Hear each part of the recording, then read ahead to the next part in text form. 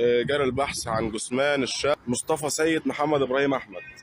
غرق اول امبارح في المنطقه دي، فربنا يصبر اهله ويعطرنا فيه.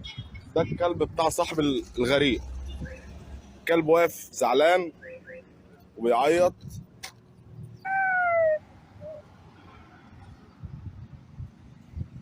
سبحانك يا رب.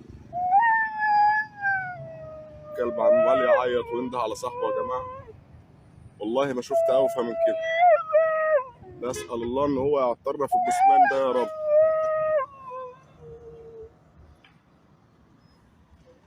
يا رب.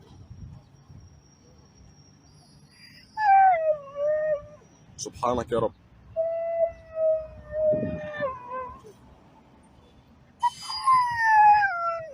سبحانك يا رب.